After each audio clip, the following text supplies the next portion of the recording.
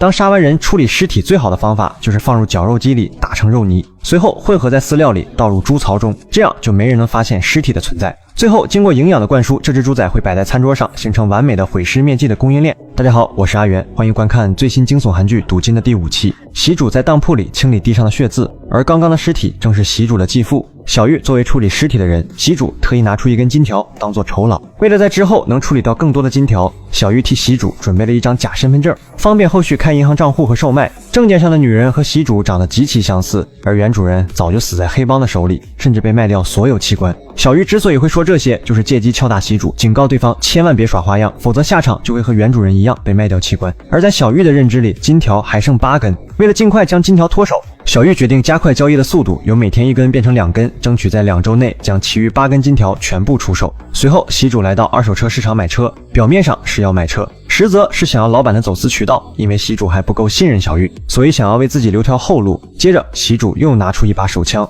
询问老板是否能弄到子弹，实际是在试探老板的能力。刚开始，老板本不想理会，当听到习主说钱不是问题后，就改变主意。原来老板表面上是售卖二手车行的，背地里却是当地有名的走私犯，非常喜欢像习主这种大客户，因为有些非法物品就需要这种人傻钱多的人来购买，还细心的教导习主如何上膛和扣动保险装置。等一切教导完后，老板又主动拿出1盒子弹，甚至不要习主的钱，就当作是见面礼赠送，为了就是以后能让习主想要什么买卖都来找自己。可当习主刚离开不久，老板就在窗口像看猎物一样盯着对方，随后驾驶买来的新车来到藏匿金条的矿洞，小心挖开表面的泥土，从里面取出2根金条带走。可单纯的习主没意识到车上有记录仪，正因为如此，会在后续里暴露出藏匿金条的位置，同时会长找不到棺材的下落，彻底失去耐心，警告老朴必须在1周内找到棺材，否则就等着五马分尸以及器官贩卖的下场。老金也通过监控发现杜庆的同伙是一名女性，可两人并不知道偷走黄金的人是习主，反而将目标锁定在安检组长车流进的身上。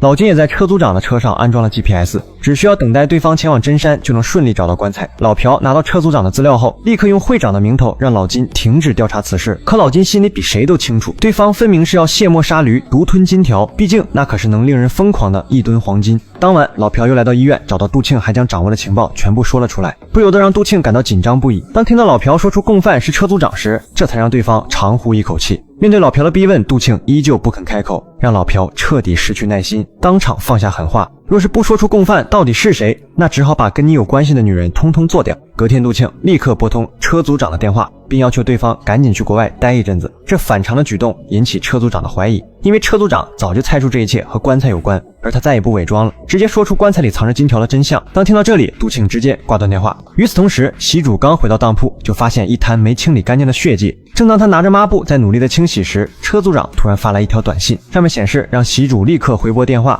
否则就把你出现在真山事情告诉警方。习主只好回拨过去，组长就拆穿是习主藏匿金条的事情，并约定晚上在一家酒吧见面。当2个人碰面后，车组长直接谎称杜庆已经将棺材里藏匿金条的事情告诉我了，还让你告诉我金条藏匿的地点。但习主根本不相信对方所说的话，若是直接说出自己的小命恐怕不保。同时老金也通过 GPS 定位到车组长的位置，老朴得知消息立刻带着手下前往酒吧。小玉也收到组织传来车组长的信息，觉得情况不对的小玉立刻拨通习主的电话，可由于酒吧里的音乐声震耳欲聋，习主根本没听见电话的声音。车组长也显然没什么耐心了，自己已经成为警方的重点嫌疑人，现在必须得到金条出国避难。接着让习主考虑3分钟再做决定，等车组长去跳舞的间隙，习主这才发现小玉打来的电话还有车组长的所有信息，而老朴也已经带着手下来到酒吧。习主也在和小玉的通话中得知，老朴已经带着手下去找车组长了。虽然习主不想帮车组长，但为了避免自己暴露，绝不能让车组长落到老朴的手里。趁着现场人群混乱，拉起车组长准备离开，刚要去大门，就撞见老朴在前方。幸好两人反应及时，躲过对方搜查，最后有惊无险的从楼梯口来到停车场。原本以为甩掉黑帮的搜查，却没料到被守在外面的老金发现，最后在对方来临之前开车迅速离开。虽然老金看清了习主的样貌，但不知何原因没有追上去。习主带着车组长回到母亲的当铺，本想让对方先在这里凑合一晚。当车组长得知当铺里只有习主1个人时，车组长趁着对方不注意，拿出电击枪将习主电晕，随后又来到习主的车里摘下记录仪，并从里面发现对方藏匿金条的位置。而车组长的贪念也彻底展露，萌生出独吞全部的金条想法。同时电晕的习主被电话铃声惊醒，原来是小玉打来的电话。习主挣扎地从兜里将手机弄在地上，随后艰难地用下巴按下接听键。小玉刚听见习主发出的呜咽声，立刻就意识到出事儿。这时，习主听到车组长返回当铺的声音，迅速的将手机藏到身下。 자기 탄광에다 금괴 숨겼지. 저기